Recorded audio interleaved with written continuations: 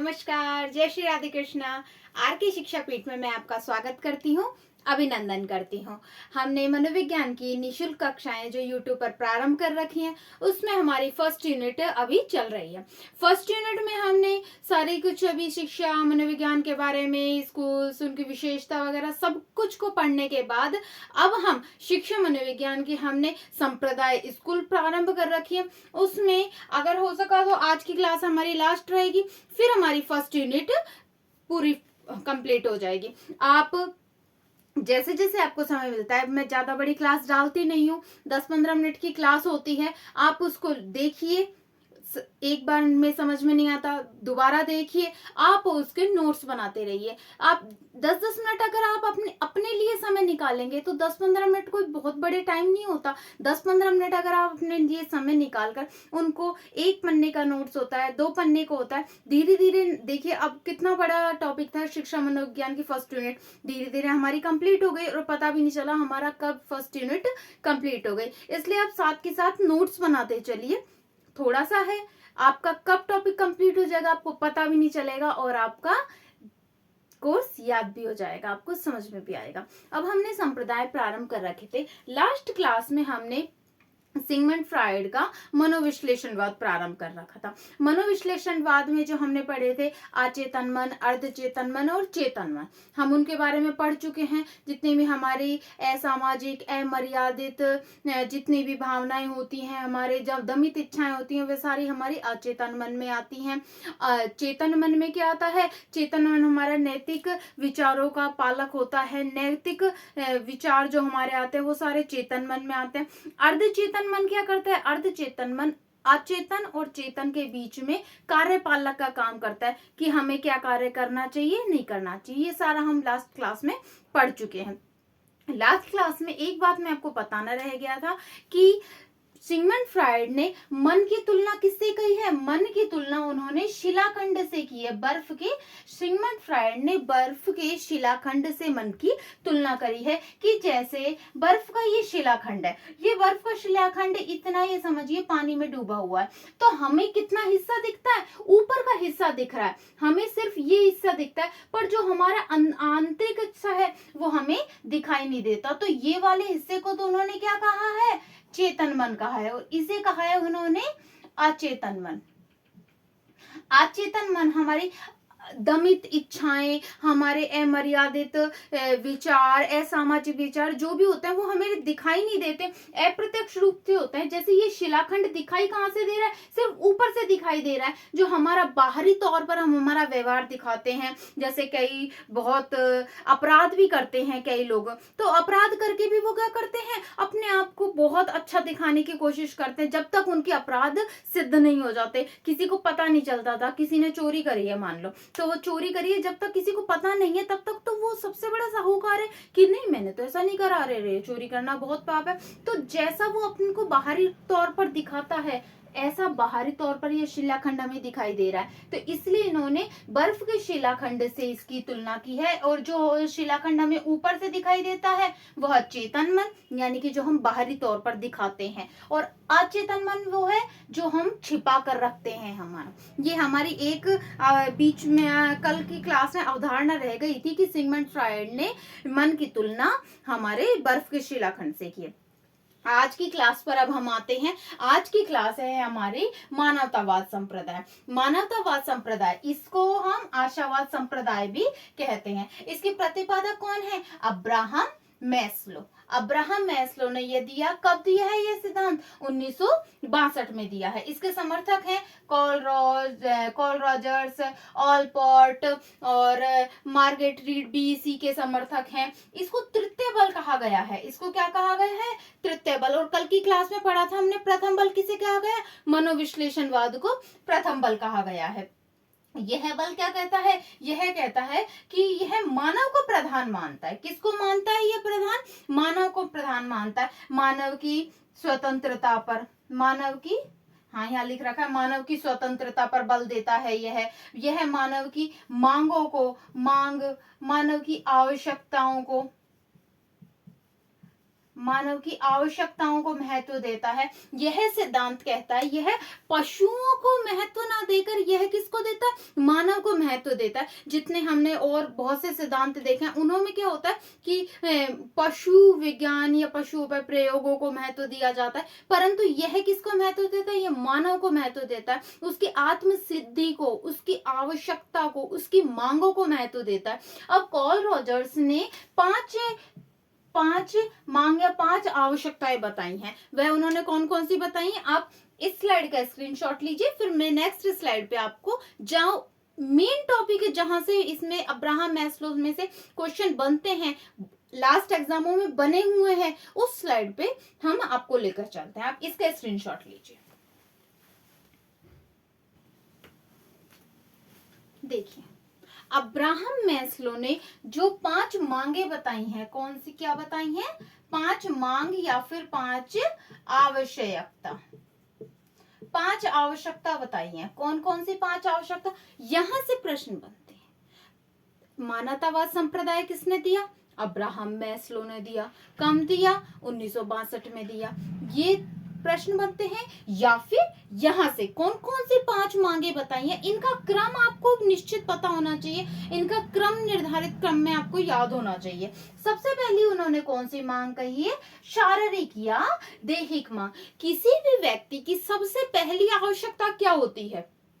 आपसे कहें, आप कुछ मांगे तो सबसे पहली मांग आप क्या कहेंगे? आप शारीरिक मांग कहेंगे। तो हमारी प्राथमिक आवश्यकताओं में भी हम क्या कहेंगे? रोटी कपड़ा मकान, जैसे आप सुनते आ रहे हैं। तो हमारी सबसे पहली आवश्यकता है कि हम जीवित रह सकें, हम श्वास ले सकें, मतलब आप समझ सकते हैं कि हमारी सबसे पहली मांग क्या होगी? हमारी शारीरिक मांग होगी। जब हमारी शारीरिक मांग पूरी हो गई, फिर हम क्या चाहेंगे? हमें सुरक्षा भी प्राप्त हो, कि बैंक में हम हमारे सोने को, चांदी को, सबसे पहले तो हम क्या कहेंगे कि हमें कम से कम खाने के लिए, पीने के लिए हो जाए, जीवित रहने लायक धन हो जाए। फिर हम क्या कहेंगे? हमारे पास मान लो कोई अधिक धन है या कोई भी चीज है, तो हम उसके बाद क्या चाहेंगे? उसकी सुरक्षा करना चाहेंगे। अब सुरक्षा कर ली आपने, आपके पास शारीरिक मांग भी हो गई, आपकी सुरक्षा भी हो गई। फिर आप क्या चाहेंगे? कि मुझे एक समाज भी मिलना चाहिए, कि जहां पर रहूं, एक पूरा एरिया रहना चाहिए, जो समाज हो गया। फिर समाज के बाद क्या चाहेंगे? उस समाज में मेरा सम्मान भी होना चाहिए, आप सम्मान की मांग करेंगे। फिर सम्मान के बाद आखिर में सबसे लास्ट में कौन सी है मांग होती है? आत्म अनुभूति की मांग, आत्म सिद्धि की मांग। यह सर्वश्रेष्ठ मांग होती है। अब आप इसको याद कैसे करेंगे? क्योंकि इसके क्रम आते हैं। देखिए, इसको याद करना इतना कठिन नहीं है, आप नॉर्मली भी याद सोच सकते हैं कि हमारी मांगों में नॉर्मली क्या आता है। हम सबसे पहले यदि हम किसी चीज की मांग करेंगे तो हमारी शारीरिक मांग होगी, तो सबसे पहले शारीरिक मांग, उसके बाद हमारी सुरक्षा चाहेंगे, हम सुरक्षा की मांग, फिर हम सुरक्षा भी हो गई, सारी चीज हो गई, फिर हम क्या चाहेंगे? समाज चाहेंगे। और समाज में रहना ही थोड़ी, समाज में हम सम्मान भी तो चाहेंगे अपना, कि हमारी एक अलग जगह हो, तो सम्मान की मांग। और सबसे आखिर में तो इंसान क्या चाहेगा? मोक्ष, आत्म अनुभूति, आत्म सिद्धि चाहेगा। अब इसका क्रम याद करिए। क्रम कैसे याद करें? देखिए, आप एक याद करिए, सासू, वैसे तो होता है सासू, सास है ना, पर हम क्या कहेंगे? सासू, है ना। अब सासू से तो क्या हो गया? सास से तो क्या हो गया? शारीरिक मांग। सू से क्या हो गया? सुरक्षा की मांग। अब सासू एक थी क्या? एक क्या थी? सासू। एक क्या थी? सासू। रेड कलर में आपको दिखेगा नहीं, देखिए। एक क्या थी? सासू। एक थी सासू, शारीरिक मांग, सुरक्षा की मांग। फिर वो कहाँ रहती थी? वो एक समाज में रहती थी। उसके कितनी बहुएं थी? 4 बहुएं थी। उसके 4 बहुएं थी। कितनी बहुएं थी उसके? 4 बहुएं। और चारों उसका बहुत क्या करती थी? सम्मान करती थी। चारों बहुएं उसका बहुत सम्मान करती थी। देखिए, एक थी सासू, सा से शारीरिक मांग, सू से सुरक्षा की मांग। वो कहाँ रहती थी सासू? एक समाज में रहती थी। तीसरी हो गया, दूसरा हो गया पहला हो गया।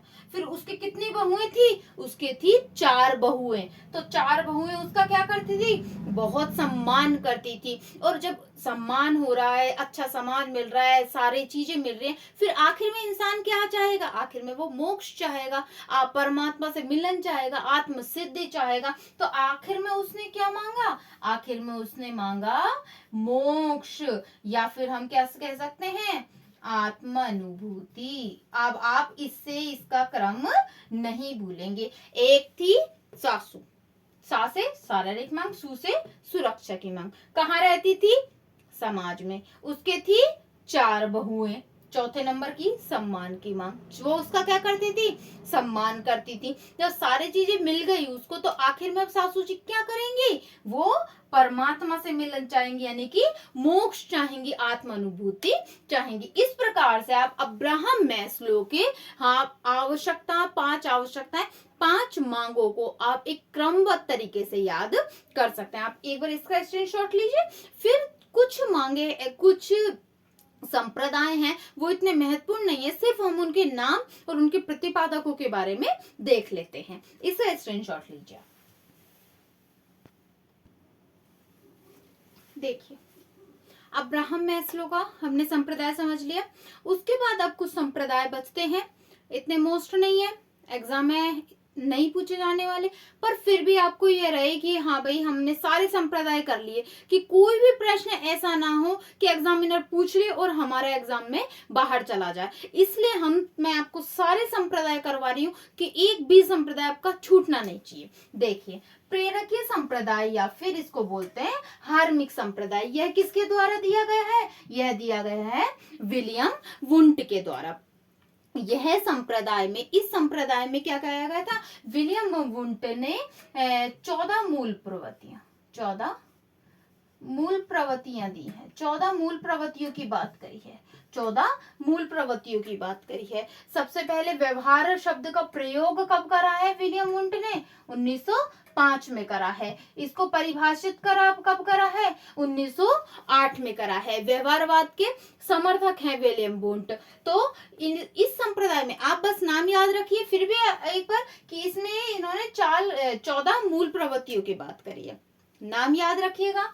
प्रेरकीय संप्रदाय, हार्मिक संप्रदाय किसके द्वारा दिया गया, विलियम वुंट के द्वारा दिया गया। गत्यात्मक मनोविज्ञान, गत्यात्मक संप्रदाय, गत्यात्मक संप्रदाय, गत्यात्मक संप्रदाय किसके द्वारा दिया गया, वुडवर्थ के द्वारा दिया गया। इन्होंने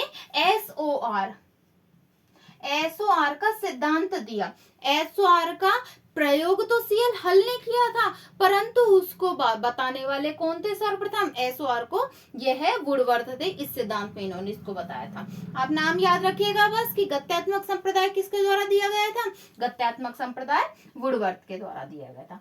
समाज शास्त्रीय संप्रदाय किसके द्वारा दिया गया, एरिक फॉर्म के द्वारा समाज शास्त्रीय संप्रदाय दिया गया। और एक है सामर्थ्यवादी संप्रदाय और है, उसको भी आप देख लीजिए कौन सा है,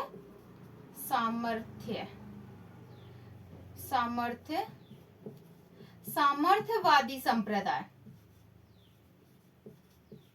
सामर्थ्यवादी संप्रदाय किसके द्वारा दिया गया था, यह दिया गया था पेस्टोलॉजी के द्वारा। सामर्थ्यवादी संप्रदाय किसके द्वारा दिया गया, पेस्टोलॉजी के द्वारा दिया गया। प्रेरकीय संप्रदाय, हार्मिक संप्रदाय विलियम वुंट के द्वारा दिया गया है। गत्यात्मक संप्रदाय वुडवर्थ के द्वारा दिया गया है। समाजशास्त्री संप्रदाय एरिक फॉर्म के द्वारा दिया गया। सामर्थ्यवादी संप्रदाय किसके द्वारा दिया गया है, पेस्टोलॉजी के द्वारा दिया गया है। तो आज हमारी संप्रदाय की क्लास पूरी कंप्लीट होती है।